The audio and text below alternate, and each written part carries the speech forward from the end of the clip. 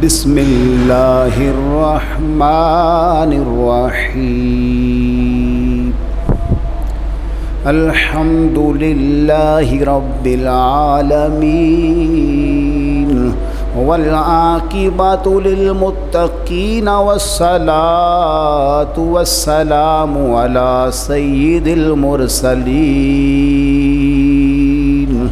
وعلى آلہ واصحابہ اجمعین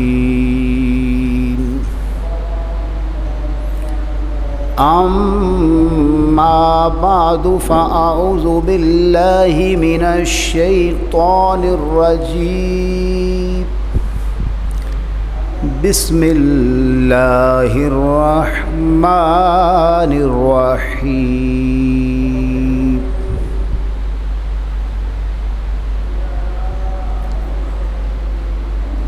سامعین مکرم، آج ہم اللہ کے فضل و کرم سے پچھلے جمعۃ المبارک کے عنوان کو، جو کہ مکتوبات امام ربانی کے نام سے مکتوب نمبر 98 سے ہم نے بیان کیا تھا، اسی عنوان کو ہم آج بیان کر رہے ہیں، تاکہ آج اللہ کرے کہ ہمارا یہ مکتوب مکمل ہو جائے۔ حضرت مجدد الفسانی رحمہ اللہ نے 20 احادیث مبارکہ نقل فرمائیں، اور ان احادیث طیبہ سے ہمیں یہ سمجھایا کہ مسلمان کا کردار، مسلمان کی سیرت، مسلمان کا لب و لہجہ اگر نبی مکرم نور مجسم صلی اللہ علیہ وآلہ وسلم کے فرامین کے مطابق ہو تو اللہ کریم اسے اپنی رضا عطا فرماتا ہے، اور اگر خدا نخواستہ مسلمان ان چیزوں کو نظر انداز کر دے تو وہ اللہ قدوس کی رضا اور خوشنودی سے محروم کر دیا جاتا ہے۔ مکتوبات شریف کے اندر، اس مکتوب کے اندر یہ جو حدیث نمبر 11 لکھی گئی ہے، اس کے الفاظ کو سماعت کیجئے گا کہ ان رجلا قال للنبی صلی اللہ تعالی علیہ وعلی آلہ وسلم اوصینی، ایک بندہ نبی مکرم علیہ السلام کی بارگاہ میں عرض کرتا ہے کہ مجھے کوئی وصیت فرمائیے، مجھے کوئی نصیحت فرمائیے۔ قال لا تغضب، نبی مکرم علیہ السلام نے اسے فرمایا کہ تو غصہ نہ کیا کر۔ فرد مرارا، اس نے کئی بار گزارش کی کہ میں نبی مکرم علیہ السلام کی بارگاہ میں حاضر ہوا ہوں اور مجھے کوئی عمل ایسا مل جائے جو میری بخشش کا ذریعہ بن جائے، میرے لیے راہ نجات بن جائے۔ تو بار بار گزارش کرنے کے بعد نبی مکرم علیہ السلام نے اسے یہی فرمایا قال لا تغضب، کہ تو غصہ نہ کیا کر۔ اور یہاں حدیث نمبر 12 جو ہم نے پہلے حدیث بیان کی ہے، یہ بخاری شریف کے اندر 6116 نمبر پر موجود ہے، اور حدیث نمبر 12 جو ترمذی شریف کے اندر 2605 نمبر پر موجود ہے۔ نبی مکرم علیہ السلام نے اپنے اس فرمان کے اندر اپنی امت کو جنتی جو لوگ ہیں ان کے اوصاف بتائے، اور جو دوزخی ہیں ان کے بارے میں آگاہ فرمایا۔ حدیث کے الفاظ کو سنیے، الا اخبرکم باہل الجنۃ کل ضعیف متضاعف لو اقسم علی اللہ لا برا، نبی مکرم علیہ السلام نے فرمایا کیا میں تمہیں اس بات کی خبر نہ دوں کہ اہل جنت کون ہیں؟ فرمایا کل ضعیف، ہر وہ کمزور ترین انسان، متضاعف، ہر وہ شخص جسے لوگ حقیر سمجھتے ہیں حالانکہ اس کے سینے میں ایمان کا نور موجود ہے، لو اقسم علی اللہ لا برا، فرمایا اگر وہ شخص اللہ کریم کی بارگاہ میں اللہ کی قسم اٹھا لے تو اللہ کریم اس کی قسم کو پورا فرما دیتا ہے۔ الا اخبرکم باہل النار، پھر فرمایا کیا میں تمہیں دوزخیوں کے بارے میں آگاہ نہ کروں، دوزخیوں کے بارے میں خبر نہ دوں؟ تو دوزخیوں کی نشانیاں بیان کرتے ہوئے نبی مکرم علیہ السلام نے فرمایا کھلو عتول جواز مستکبر، فرمایا 3 ایسے اوصاف ہیں، خصائل رذیلہ ہیں جو مسلمان کو دوزخ میں جانے کا سبب بن سکتے ہیں۔ پہلے فرمایا کل عتل، فرمایا ہر وہ بندہ جو ہمارے یہاں عرف میں سے اکھڑ مزاج کہتے ہیں، روکھے پن والا بندہ کہتے ہیں۔ پھر فرمایا جوازن، ہر وہ بندہ جو یعنی سخت مزاج ہو، تنگ دل ہو یا بخیل ہو، اس کے بعد فرمایا مستکبر، ایسا بندہ جس کے اندر تکبر پایا جائے، یہ 3 اوصاف ایسے ہیں جو اللہ کی بارگاہ میں پسندیدہ نہیں ہیں۔ اس لیے اپنے آپ کو ہر وقت ان 3 اوصاف خصائل رذیلہ سے ہمیشہ کے لیے محفوظ رکھنا چاہیے۔ اور یہاں پر جو حدیث مبارکہ 13 نمبر پر موجود ہے اور مشکاۃ شریف میں اس میں نبی مکرم علیہ السلام نے ہمیں غصہ کا علاج بتایا۔ چونکہ ہم انسان ہیں، اب انسان کے اندر کبھی مزاج کے اندر جمال کا غلبہ ہوتا ہے، کبھی طبیعت کے اندر جلال کا غلبہ ہوتا ہے۔ افسوس کی بات یہ ہے کہ جب ہمارا بدن بیمار ہو، سر میں درد ہو یا کوئی اور معاملہ ہو، تو فوراً ہماری عقل ہمیں اس بات سے آگاہ کرتی ہے، ہمارے گھر والے عزیز و اقارب ہمیں آگاہ کرتے ہیں کہ آپ کو علاج کروانا چاہیے۔ ہر بندہ کوشش کرتا ہے کسی معالج کے پاس جا کر علاج کروائے۔ افسوس کی بات یہ ہے کہ ہم روحانی امراض میں جس قدر مرضی مبتلا ہو جائیں، نہ تو والدین اس جانب توجہ کرتے ہیں، نہ دوست احباب توجہ کرتے ہیں کہ یہ اگر بندہ اس قدر غصہ کا مظاہرہ کر رہا ہے، اس کی طبیعت میں ہر وقت غضب ہے، تو اس کی وجہ کیا ہو سکتی ہے۔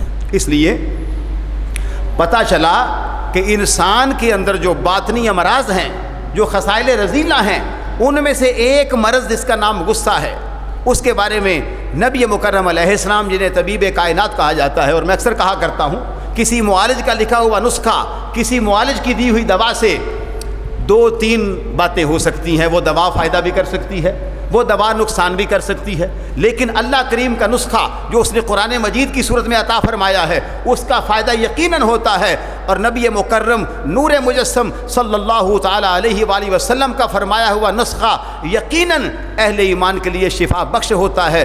نبی مکرم علیہ السلام نے غصہ کا جو علاج اپنے اس فرمان کے اندر بیان فرمایا ہے، اہل ایمان اس کو سینے کے ساتھ لگانے کی ضرورت ہے۔ فرمایا اذا غضب احدکم وهو قائم، فرمایا تم میں سے جب کسی کو غصہ آ جائے اس حال میں کہ وہ کھڑا ہوا، اب اندازہ لگائیے انسان ہے، کسی وجہ سے اس کو غصہ آ گیا، فرمایا وہ کھڑا ہے تو فلیجلس، میرے آقا علیہ السلام فرماتے ہیں وہ بیٹھ جائے۔ اب حدیث رسول کو سنا ہوگا تو اس پر عمل کرے گا کہ میں کھڑا ہوں، کھڑے ہونے کی حالت میں غصہ آ گیا ہے تو اس وقت بیٹھ جائے۔ بیٹھنے سے کیا ہوگا کہ اللہ کا فضل شامل حال ہوگا۔ نبی مکرم علیہ السلام کی حدیث اس کے سامنے ہوگی، اس کو پتہ ہوگا کہ میرے باطن کے اندر جو امراض پیدا ہوئے ہیں، جن میں ایک مرض کا نام غصہ ہے، اس کا علاج میرے نبی مکرم علیہ السلام نے یہ فرمایا ہے کہ بیٹھ جاؤ۔ یقیناً جب وہ بیٹھے گا تو اس کے غصے میں کمی آنا شروع ہو جائے گی۔ اس کے بعد فرمایا فَإِنْ ذَهَبَ عَنْهُ الْغَضَبُ، اگر پھر بھی غصہ کامل طور پر ختم نہ ہو تو پھر کیا کرے؟ وَإِلَّا فَلْيَضْطَجِعْ، فرمایا پھر وہ پہلو کے بل لیٹ جائے۔ اب یہ آسان طریقہ، نہ کوئی خرچ ہے اس پہ، نہ کوئی وقت درکار ہے، نہ کوئی مشقت درکار، آسان کام ہے کہ آپ کھڑے تھے، غصہ آیا، آپ بیٹھ جائیے، یقیناً غصے میں تخفیف ہوگی۔ اگر آپ محسوس کریں کہ ابھی بالکل میں حالت اعتدال پہ نہیں پہنچا تو پھر آپ پہلو کے بل لیٹ جائیں۔ تو نبی مکرم علیہ السلام نے اپنی مبارک زبان سے کتنا آسان ہمیں نسخہ کیمیا عطا فرمایا۔ فرمایا غصہ دور کرنا چاہتے ہو تو جب کھڑے ہو بیٹھ جایا کرو، بیٹھنے سے بھی کامل طور پر فائدہ نہ پہنچے تو پہلو کے بر لیٹ جایا کرو۔ اللہ کے فضل و کرم سے تمہارے یہ جو جلال اور غضب کی کیفیت ہے، اس کو اللہ کریم ختم فرما دے گا۔ اور اس مکتوب شریف کے اندر جو 14 نمبر پر حدیث مبارکہ مجدد الفسانی رحمہ اللہ نقل فرمائی، جو مشکاۃ شریف کے اندر 5118 نمبر پر موجود ہے، اس کے الفاظ ہیں ان الغضب، غصہ کرتا کیا ہے؟ اب اس حدیث مبارکہ میں نبی مکرم علیہ السلام، کیونکہ اب غصہ کسی کو آئے اس کا ٹیسٹ کیا ہوگا؟ نہ کوئی ECG ہوگی، نہ کوئی دوسرا ٹیسٹ ہوگا، کیونکہ یہ جو معالجین دنیا ہیں یہ علاج کرتے ہیں بدن کا۔ اللہ کے جو اولیاء اور انبیاء علیہم السلام ہوتے ہیں وہ بدن کا علاج بھی کرتے ہیں، روح کا علاج بھی کرتے ہیں۔ تو فرمایا غصے کا نقصان کیا ہے؟ آپ دیکھیں غصہ سے کئی بار ایسا ہوتا ہے کہ ہم چونکہ الحمدللہ خادم دین متین ہیں، کئی بار لوگ ہم سے مسئلہ پوچھتے ہیں، ہاں جی طلاق ہم نے دے دی ہے بیوی کو، پر غصے میں دی، کیا ہو گئی ہے؟ ہم نے کیا ہو گئی ہے؟ پتہ چلا غصہ کی وجہ سے اگر اتنا اہم رشتہ جس میں اللہ کریم نے بڑی محبت اور لگن پیدا فرمائی تھی، چند لمحوں کے اندر غصے کے ساتھ اتنا نقصان ہوا کہ دو خاندان آپس میں جو جڑ چکے تھے وہ دو حصوں میں تقسیم ہو چکے ہیں۔ تو کہیں ایسا نہ ہو کہ بندہ مومن غصہ میں آ کر معاذ اللہ ثم معاذ اللہ کوئی ایسا جملہ کہہ دے جسے کلمہ کفر کہا جائے، اس کو دائرہ اسلام سے خارج کر دیا جائے، اور خدا نہ کرے اس کی موت آ جائے اس حال میں کفر پر مرے تو زندگی بھر اس کی قبر کو جہنم کا گڑھا بنا دیا جائے، اور آخرت میں ہمیشہ ہمیشہ کے لیے اسے جنت سے محروم کر دیا جائے، کیونکہ یہ وہ نعمتیں ہیں جس کے لیے ایمان شرط ہے۔ اگر قبر کو جنت کا باغ بنانا چاہتے ہو تو سینے میں کامل ایمان کو پیدا کرنا پڑے گا۔ اگر محشر میں رب کی رضا حاصل کرنے کے بعد جنت میں جانا چاہتے ہو پھر بھی سینے کے اندر ایمان کامل ہو، اس کو پیدا کرنا پڑے گا۔ سامعین مکرم، نبی مکرم صلی اللہ علیہ وآلہ وسلم نے اس فرمان کے اندر فرمایا ان الغضب لا یفسد الایمان، فرمایا غصہ جو ہے یہ ایمان میں فساد پیدا کرتا ہے۔ ہم نے سوچا ہی نہیں کبھی، ہمارے ہاں ہر بندہ جناب غصے سے بھرا ہوا نظر آتا ہے، غضبناک نگاہیں ہیں، چہرے پہ عجیب اور ماتھے پہ تیور ہے، اور وہ اپنے آپ کو پتہ نہیں کیا سمجھ رہا ہے۔ وجہ کیا ہے کہ جہالت، پتہ ہی نہیں ہے۔ علم دین اسی لیے تو فرمایا کہ ہر مسلمان مرد اور عورت پر فرض ہے، حدیث کا مفہوم عرض کر رہا ہوں، کیونکہ علم ہوگا تو عمل ہوگا۔ اگر عمل کرنا بغیر علم کے ممکن ہوتا تو یہ سارے مدارس دینیہ کا مقصد کیا تھا؟ انبیاء علیہم السلام کو بھیجنے کا رب کا مقصد کیا تھا؟ اسی لیے بھیجے گئے کہ ان کو اللہ کی معرفت بھی نصیب ہو، ان کو جینے کا ڈھنگ اور سلیقہ بھی نصیب ہو۔ تو میں عرض کر رہا تھا نبی مکرم علیہ السلام نے فرمایا ان الغضب لا یفسد الایمان، فرمایا جو غصہ اور غضب ہے یہ ایمان میں فساد پیدا کرتا ہے۔ اور سنیے گا کیسے، پھر مثال بڑی پیاری، فرمایا کما یفسد الصبر العسل، فرمایا شہد کتنا میٹھا ہوتا ہے لیکن وہ گھی کوار، جسے ہمارے عرف میں کوار گندل کہتے ہیں، اس کا گودا نکال کر حکما مصبر بناتے ہیں، وہ کڑوا سا کالا سا ایک گوند ہوتا ہے۔ فرمایا شہد کتنا میٹھا ہوتا ہے لیکن شہد کے اندر اس مصبر کی آمیزش کر دی جائے تو وہ اس میں بھی فساد پیدا کر دیتا ہے، اس کی مٹھاس کو مغلوب کر کے اس میں کھٹاس کو غالب کر دیتا ہے، اس کی شیرینی کو مغلوب کر کے اس میں تلخی کو غالب کر دیتا ہے۔ حالانکہ قدرت نے شہد میں کتنی مٹھاس رکھی ہوئی ہے لیکن آپ نے کڑوا مصبر اس میں داخل کر دیا ہے۔ فرمایا جیسے شہد میٹھا تھا، مصبر کڑوا ڈالنے کی وجہ سے اس کی مٹھاس یا تو کم ہو گئی یا ختم ہو گئی۔ بعین ہی جب مسلمان غصہ میں ہوتا ہے تو اس کے ایمان میں فساد آنا شروع ہو جاتا ہے۔ لہذا اس لیے اپنی طبیعت کے اندر انتہائی نرمی اور عاجزی پیدا کرنے کی ضرورت ہے۔ اور اسی مکتوب شریف کے اندر جو 15 نمبر حدیث حضرت مجدد رحمہ اللہ نے نقل فرمائی اس کو بھی سماعت کیجئے گا، اور یہ حدیث مبارکہ مشکاۃ شریف کے اندر 5119 نمبر پر موجود ہے، اور حضرت عمر رضی اللہ عنہ اس کے راوی ہیں۔ قال ہوا علی المنبر یا ایھا الناس توادؤ، جناب عمر پاک ممبر پر فرما رہے تھے اے لوگو تواضع اختیار کرو۔ اب کیوں کہا؟ یہ کمال ہے صحابہ کا، اہل بیت کا اور اللہ والوں کا، اولیاء کا اور ایک نمبر پیروں کا، کہ جب بھی وہ رہنمائی فرمائیں گے یا رب کے قرآن کو تھام لیں گے یا میرے کریم نبی کے فرمان کو تھام لیں گے۔ اب حضرت عمر پاک رضی اللہ تعالیٰ عنہ نے جب لوگوں کو کہا اے لوگو تواضع اختیار کرو، مراد کیا؟ انکساری اختیار کرو، عاجزی کا پیکر بن جاؤ۔ اور دلیل کیا دی؟ یہ نہیں کہا کہ عمر کی منشا ہے، عمر یہ چاہتا ہے، بلکہ دلیل یہ دی فَإِنِّي سَمِعْتُ رَسُولَ اللَّهِ صلی اللہ علیہ وآلہ وسلم یقول، میں نے نبی مکرم علیہ السلام کو فرماتے ہوئے خود یہ سنا ہے کیا؟ من تواضع للہ رفعہ اللہ، جو بندہ اللہ کے لیے تواضع کو، عاجزی کو، انکساری کو اختیار کرتا ہے، رفعہ اللہ، اللہ تعالیٰ اسے بلندی عطا کر دیتا ہے۔ یہ فرمان میرے آقا علیہ السلام کا ہے کہ جو عاجزی اختیار کرے گا اللہ اسے بلندی عطا کرے گا۔ فَهُوَ فِي نَفْسِهِ صَغِيرٌ وَفِي أَعْيُنِ النَّاسِ عَظِيمٌ، فرمایا وہ عاجز جو ہے اپنے آپ کو کمتر سمجھتا ہے، اپنے آپ کو چھوٹا سمجھتا ہے کہ یا اللہ میں تو کچھ بھی نہیں، میری ہستی کچھ نہیں، میں بالکل ادنا سا ایک انسان ہوں، لیکن اللہ لوگوں کے دلوں میں اس کی عظمت کو پیدا کر دیتا ہے۔ لوگ اس عاجزی کی وجہ سے سمجھتے ہیں یہ تو بہت بڑا انسان ہے۔ اس کے بعد فرمایا ومن تکبر وعدہ اللہ، جو تکبر کرتا ہے، جو غرور کرتا ہے، جو انا کا مظاہرہ کرتا ہے، اللہ کریم اسے پست فرما دیتا ہے، کیونکہ کبریائی جو ہے یہ اللہ کی شان ہے۔ اللہ تعالیٰ کو تکبر، اور یاد رہے ابلیس کو رب کی بارگاہ سے درکارنے والا جو وصف ہے وہ بھی تکبر ہے. قرآن نے اسی کو بیان فرمایا. تو نبی مکرم علیہ السلام نے فرمایا جو بندہ تکبر کرتا ہے اللہ اسے پست فرماتا ہے. فَهُوَ فِي أَعْيُنِ النَّاسِ صَغِيرٌ وَفِي نَفْسِهِ كَبِيرٌ. فرمایا لوگوں کی نظروں میں وہ بہت چھوٹا ہوتا ہے. سبب کیا ہے کہ اس کے اندر ایک ایسا وصف ہے جو اللہ تعالیٰ کو پسند نہیں ہے. وفی نفسہ کبیر، وہ تکبر کی وجہ سے اپنے آپ کو بڑا سمجھتا ہے حالانکہ ہوتا چھوٹا ہے. اور نبی مکرم علیہ السلام جن کو رب نے رحمت للعالمین کی شان سے ہم کنار فرما کر دنیا میں بھیجا ہے اور جن کی الفاظ کی فصاحت و بلاغت پر دنیا کے بڑے بڑے رشک کرتے ہیں، انہوں نے فرمایا مثال کیا دی، حتی لہو اہون علیہم. فرمایا وہ بندہ جو تکبر کرے وہ اتنا حقیر سمجھا جاتا ہے لوگوں کی نظروں میں، من کلب او خنزیر، جیسے کتا ہوتا ہے یا جیسے خنزیر ہوتا ہے. یعنی ان دو جانوروں سے بڑھ کر اسے ذلیل اور رسوا سمجھا جاتا ہے. اندازہ لگائیے کہ نبی مکرم علیہ السلام نے ان دو نجس جانوروں کی مثال دے کر ہمیں سمجھایا کہ جو تکبر پیدا کرے گا وہ لوگوں کی نظروں میں کتے سے بڑھ کر، خنزیر سے بڑھ کر ذلیل اور رسوا ہوگا، کیونکہ اس نے شریعت اسلامیہ کو نہ سامنے رکھا نہ اس کو اپنایا. لازمی بات ہے جب تکبر آئے گا تو سینہ سے خوف خدا نکل جائے. اس لیے اہل ایمان میرے لیے اور آپ کے لیے ضروری ہے کہ ہم ہر وقت اللہ کے فضل و کرم سے عارضی کا پیکر بن کر رہیں.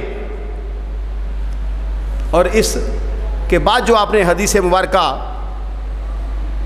16 نمبر لکھی وہ بھی بڑی قابل غور ہے.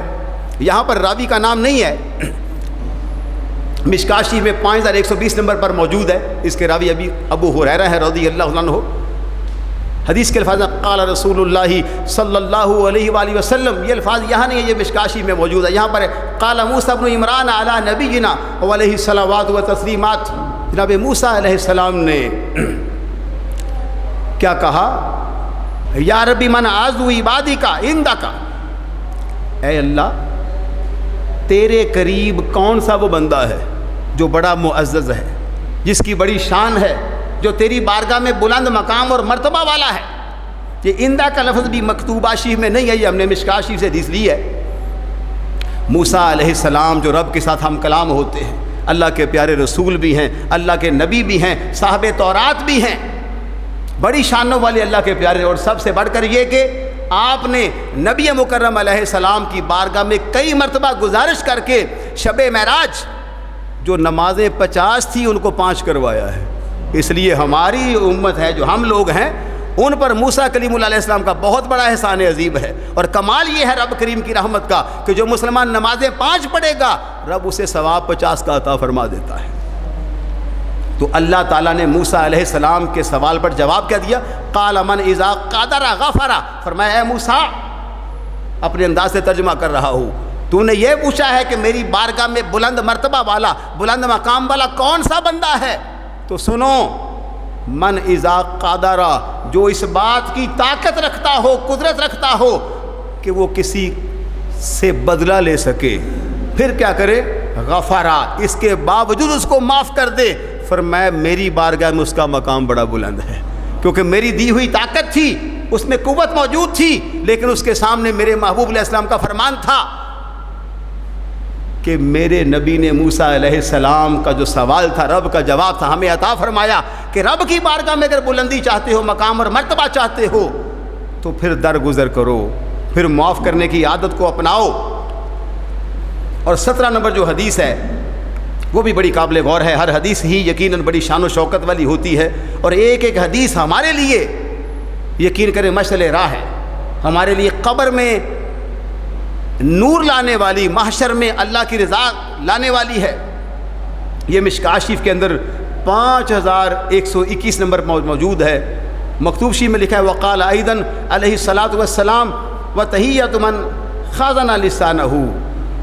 نبی پاک فرماتے ہیں علیہ الصلوۃ والسلام جو بندہ زبان پہ قابو پا لے. اندازہ لگائیے آج بالکل اس چیز کو دیکھا نہیں جاتا، سامنے ماں ہے یا باپ ہے یا بڑا بھائی ہے یا کوئی بزرگ ہے. آپ کبھی روڈ پہ دیکھیں جب ٹریفک جام ہو تو یقین کرے 15 16 17 سال کے جو بچے ہوتے ہیں وہ 50 60 سال کے بزرگوں کو گھور رہے ہوتے ہیں. اور ان کے ساتھ آپ نے خود دیکھا کہ بدتمیزی اور منفی لہجے سے پیش آتے ہیں، ان کو پتہ ہی نہیں۔ حالانکہ کتنی بری بات ہے، حدیث کا مفہوم ہے جو بڑوں کا احترام نہیں کرتا، جو چھوٹوں پہ نرمی نہیں کرتا، میرے نبی فرماتے ہیں وہ ہم میں سے نہیں ہے۔ اور آج دین ہمیں کیا کہہ رہا ہے اور ہم کدھر جا رہے ہیں؟ اس لیے اقبال نے کہا تھا عمل سے زندگی بنتی ہے جنت بھی جہنم بھی، یہ خاکی اپنی فطرت میں نہ نوری ہے نہ ناری ہے۔ تو فرمایا من خاضر لسانہ، جو بندہ اپنی زبان پہ قابو پا لیتا ہے، ساتر اللہ عورتہ، اللہ کریم اس کے عیبوں پہ پردہ ڈال دیتا ہے۔ اندازہ لگائیے، کام چھوٹا سا ہے، زبان کو اللہ کے ذکر میں لگانا، غیبت سے، فضول گوئی سے، بیہودہ گوئی سے بچانا، اس عمل پر اللہ اتنا خوش ہوا کیونکہ ایک حدیث پاک میں آتا ہے المسلم من سالم المسلمون من لسانہ و یدہ، میرے آقا علیہ السلام فرماتے ہیں مسلمان وہ ہے جس کی زبان سے اور اس کے ہاتھ سے دوسرے اہل ایمان محفوظ رہے۔ آج یہ معیار ہونا چاہیے زندگی کا، کیوں نہ گھر میں امن آئے گا، کیوں نہ معاشرہ کے اندر امن آئے گا۔ تو پھر فرمایا ومن کفا غضبہ کف اللہ عنہ عذابہ یوم القیامہ، جو بندہ اپنے غصہ پہ قابو پائے، پہلے کیا تھا، جو زبان پہ قابو پائے گا اللہ اس کے گناہوں پہ پردے ڈالے گا۔ اب سنیے، فرمایا جو اپنے غصہ پہ قابو پا لے، محشر کا میدان ہوگا، اللہ تعالیٰ اسے عذاب ہی نہیں دے گا۔ اور فرمایا کس نے؟ نبی مکرم علیہ السلام نے، کہ جن کی بات 100% سے بڑھ کر قابل امر اور قابل یقین ہے۔ اور اس کے بعد فرمایا وَمَنِ اعْتَذَرَ إِلَى اللَّهِ قَبِلَ اللَّهُ عُذْرَهُ، اللہ تعالیٰ ایسے لوگوں کا عذر، یعنی معاشر کے میدان میں جب اللہ کی رحمت جوش میں آئے گی اور گناہ گاروں کو بخشنا چاہے گی، جب یہ لوگ رب کی بارگاہ میں التجا کریں گے اللہ انہیں بخش دے گا، کیونکہ انہوں نے زبان پر بھی قابو رکھا تھا، انہوں نے غصہ پر بھی قابو رکھا تھا۔ اور ایک حدیث مبارکہ جو بخاری شریف کے اندر 2449 نمبر پر موجود ہے، اس کا مفہوم عرض کرتا ہوں۔ نبی مکرم علیہ السلام نے فرمایا، اب دیکھیے اسلام کیا کہتا ہے اور ہم آج کدھر جا رہے ہیں، بالکل احساس تک نہیں۔ لوگوں کا مال لوگ کھا جاتے ہیں، لوگوں کا حق کھا جاتے ہیں، بعض اوقات بھائی بہنوں کا حق کھا جاتے ہیں۔ حیرت کی بات ہے، کتنا حساس رشتہ، بہنیں بیچاری بھائیوں کے لیے زندگی بھر کتنی قربانیاں دیتی ہیں اور اپنے بھائیوں پر زندگی بھر مان اور بھروسہ رکھتی ہیں۔ بعض اوقات شیطان کی گرفت کی وجہ سے یہ ایسے حالات پیدا ہوتے ہیں، وہ بیچاری کئی بار آتی اور جاتی ہے کہ ہمیں ہمارا حق مل جائے، لیکن ہم وہ شیطان کے پیچھے ایسے لگے ہوتے ہیں کہ حق دینے کے لیے تیار ہی نہیں۔ تو حدیث کا مفہوم ہے کہ جس مسلمان نے کسی اپنے مسلمان بھائی کا حق کھایا کسی بھی اعتبار سے، اس کو چاہیے کہ وہ زندگی کے اندر اس کو لوٹائے یا اس سے معافی مانگ لے، معاف کروا لے، کیونکہ اگر ایسا نہیں ہے تو قیامت کے دن کیا ہوگا؟ اللہ کریم اس دن نہ تو کسی کے پاس درہم ہوں گے نہ کسی کے پاس دینار ہوں گے، اس کے پاس اس میدان کے اندر تو فقط نیکیوں کا توشہ، نیکیوں کی دولت ایک ایسی چیز ہوگی جو اللہ کے فضل و کرم سے مومن کے لیے بخشش کا ذریعہ بنے گی۔ یہاں پر تو انسان روپے کی وجہ سے، درہم و دینار کی وجہ سے ایک نظام چلاتا ہے کہ کیونکہ عالم اسباب ہے، یہاں نظام ایسے ہی چلتا ہے، لیکن قبر کے اندر اس کی کوئی حیثیت نہیں، محشر کے اندر اس کی کوئی حیثیت نہیں۔ پھر بعد میں فرمایا کہ اگر اس نے، اب جس بندے نے کسی کا حق کھایا تھا اس کے پاس ظاہر ہے کچھ نیکیاں تھیں، اگر زیادہ نہیں کم تو ہوں گی۔ فرمایا جس پر ظلم کیا تھا، جس کا حق کھایا تھا، میدان محشر کے اندر اس کی نیکیاں لے کر اس مظلوم کو دے دی جائیں گی کہ دنیا کے اندر تیرے اوپر ظلم ہوا تھا، تو بے یار و مددگار تھا، کوئی تیری بات کو سنتا نہیں تھا، نہ عدالت میں، نہ تھانہ میں، نہ کچہری میں، آج رب کی کچہری لگی ہوئی ہے، آج رب تیرا مددگار ہے، آج اس کے پلڑے سے نیکیوں کو نکال کر ہم تیرے پلڑے میں ڈال رہے ہیں۔ اس کے بعد فرمایا اگر تو نیکیاں جو ہیں وہ معاملہ برابر ہو گیا تو ٹھیک ہے، اگر نہ ہوا تو جو مظلوم کے گناہ تھے وہ ظالم کے پلڑے میں ڈال دیے جائیں گے۔ ظاہر ہے بتقاضۂ بشریت انسان میں خطا بھی ہوتی ہے، کیونکہ انبیاء علیہم السلام، ہمارا اہل حق اور اہل سنت کا عقیدہ ہے کہ معصوم الخطا ہے، یاد رکھنے والی بات، کسی بھی نبی سے کوئی خطا نہیں ہوتی۔ ویسے تو فرشتے بھی معصوم ہیں، یہ ایک الگ موضوع ہے، باقی ہم اہل سنت کے قریب کوئی صحابہ ہوں، اہل بیت ہوں، امت کا کوئی فرد ہو، اس کو ہم ویسے معصوم نہیں مانتے جیسے انبیاء علیہم السلام کو مانتے ہیں۔ تو فرمایا اگر ایسے معاملہ پورا نہ ہوا تو پھر اس مظلوم کے گناہوں کو لے کر اس ظالم کے پلڑے میں ڈال دیا جائے گا، اور بالآخر کیا ہوگا کہ وہاں پہ رسوائی کتنی ہوگی، پریشانی کتنی ہوگی کہ جب ایک بندے نے دنیا میں نیکیاں کمائی تھی، نیکیاں اس سے وہاں چھین لی گئیں، نیکیاں اس سے لے لی گئیں، حتیٰ کہ مظلوم کے گناہ اس کے پلڑے میں ڈال دیے جائیں، تو پھر محشر میں انسان کی سرخ روئی کیسے ہو سکتی ہے؟ پھر تو یقیناً رسوائی ہے۔ ایک حدیث مبارکہ اور عرض کرتا ہوں، وہ بھی سن لیجئے۔ اس عنوان میں حدیث کا نمبر 17 ہے، اور یہ مسلم شریف کے اندر 6579 نمبر پر موجود ہے۔ مکتوب شریف میں لکھا وقال علیہ الصلوۃ والسلام، بڑی کام کی بات ہے۔ نبی مکرم علیہ السلام نے فرمایا اتدرون ما المفلس، صحابہ کو فرمایا تجھے پتہ ہے مفلس کسے کہتے ہیں؟ کیا تم جانتے ہو کہ غریب کسے کہتے ہیں؟ اب ہم میں سے کو کسی کو پوچھے کہ یہ غریب کون ہوتا ہے، لازمی بات ہے ہم کہیں گے یار جس کا گھر اپنا نہیں ہے، جس بیچارے کی گزر بسر مشکل سے ہوتی ہے، جس کے پاس پہننے کے لیے لباس نہیں ہے، یہ فقیر ہے، یہ مسکین ہے، یہی جواب آئے گا۔ لیکن توجہ، نبی مکرم علیہ السلام نے اپنی امت کا غریب کسے کہا، یہ یاد رکھنے والی بات ہے، یعنی اپنے نالج اور علم کا قبلہ درست کرنے کی ضرورت ہے۔